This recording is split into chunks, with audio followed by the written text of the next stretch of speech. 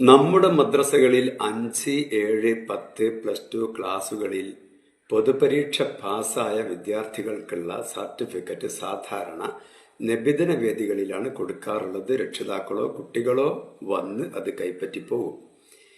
എന്നാൽ 10, +2 ക്ലാസുകളിലെ പല കുട്ടികളും രക്ഷിതാക്കളും അത് കൈപ്പറ്റാൻ വരാറില്ല.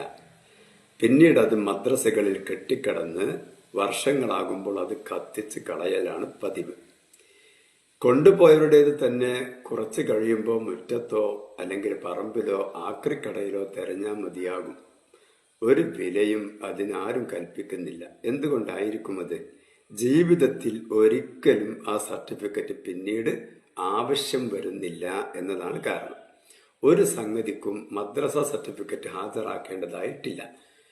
അതിനൊരു മാറ്റം വന്ന് മദ്രസ സർട്ടിഫിക്കറ്റുകൾക്ക് ഒരു വില വരണമെങ്കിൽ, സമുദായം വില കൽപ്പിക്കണമെങ്കിൽ ചില മാറ്റങ്ങൾ നാം വരുത്തേണ്ടതുണ്ട്. ഒന്ന്, മദ്രസകളിലെ 5, 7 ക്ലാസുകളിലെ പൊതുപരീക്ഷ നിർത്തിവെക്കുക. പകരം 10, +2 ക്ലാസുകളിൽ മാത്രം പൊതുപരീക്ഷ നിശ്ചയിക്കുക. ചുരുങ്ങിയത് 10ാം ക്ലാസ്സിലെ പരീക്ഷയുടെ സർട്ടിഫിക്കറ്റ് ഹാജരാക്കാത്ത കുട്ടികൾക്ക് ദഅ്വ കോളേജിലോ മറ്റു മതസ്ഥാപനങ്ങളിലോ അഡ്മിഷൻ നൽകാതിരിക്കുക. വിവാഹപ്രായമെത്തുമ്പോൾ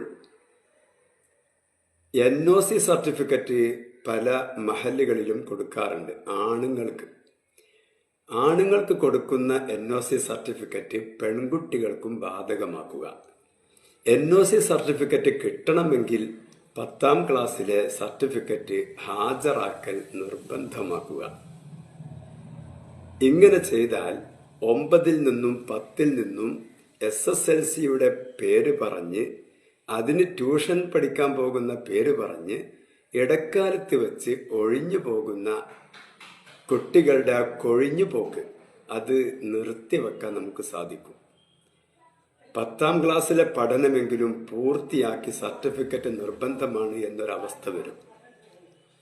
ചുരുങ്ങിയ പക്ഷം ഇത്രയെങ്കിലും നമ്മൾ ചെയ്തിട്ടില്ലെങ്കിൽ 9, 10 ക്ലാസുകളിൽ നിന്ന് SSLCയുടെ പേരും പറഞ്ഞുള്ള കൊഴിഞ്ഞു പോക്കുകൾ തുടർന്നുകൊണ്ടേയിരിക്കും.